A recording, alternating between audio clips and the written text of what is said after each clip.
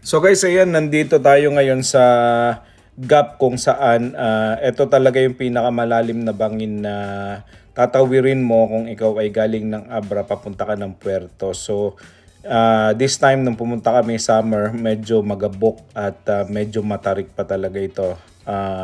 Sobrang nakakabang bumaba dito, pero yung mga dumaan na mga off-roader, itong mga enduro, sobrang alwan lang sa kanila. Pero para sa mga katulad na itong Gixxer na daladala ko, saka yung mga PCX, medyo hirap pa kasi hindi pang off-road yung ating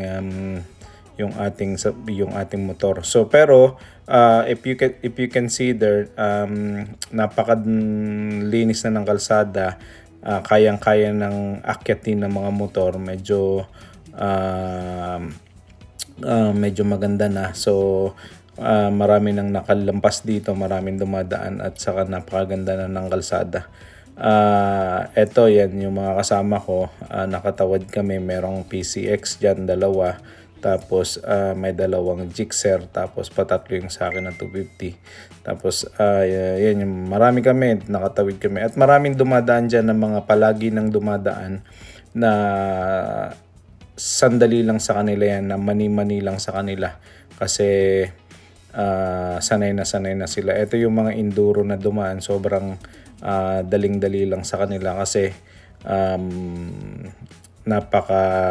yung kanilang goma design para sa ganitong klase ng off-roading. Pero yan yung bangin na medyo malalim pa. Hindi ko alam kung anong plano nila dyan, kung ang gagawin nila ay lalagyan ng tulay o papatagin ng konti para medyo madaanan ng mas stable, no? Pero yun yung isa sa mga dating hindi nadadaanan, ngayon ay nadadaanan na. Siyempre, added to that, yung dinaanan namin na rough road ay hindi pa siya talaga maganda na ang daan, pero rough road pa rin. May dalawang ilog na dadaanan ka bago ka makarating dyan sa lugar na yan. Pero paglampas mo dyan, sementado na siya. Sementado na mula dyan, papunta ng Puerto Galera talaga. So, ayan. So, sa lahat ng mga nagbabalak pumunta dito at tumawid sa Mindoro, no, mula Abra de Ilog o mula Puerto Galera papunta ng Abra de Ilog, pwedeng-pwede na kayong dumaan dito.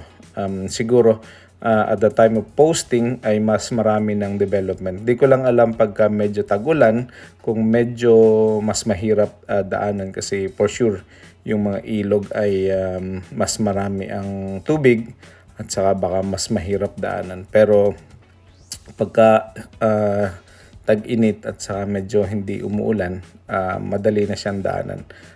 Actually, yung mahirap lamang ay yung talagang rough road at saka yung ilog. Pero malaki na ang development nito kumpara dun sa mga naunang mga taon na talagang hindi nadadaanan ito at hirap talagang daanan.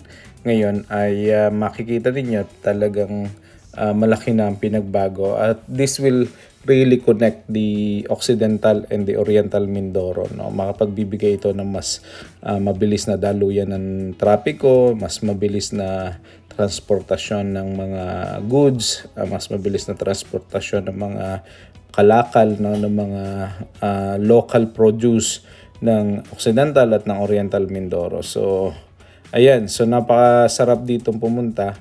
Isa sa mga na-enjoy ko na travel, ito yung Mindoro Loop namin. Nakuha namin yung Mindoro Loop namin sa loob ng 2 araw. Pero kung tutusin, kaya mo itong libutin ng maghapon lamang. So yun lang, maraming salamat, God bless, and see you all sa susunod na video. Bye-bye!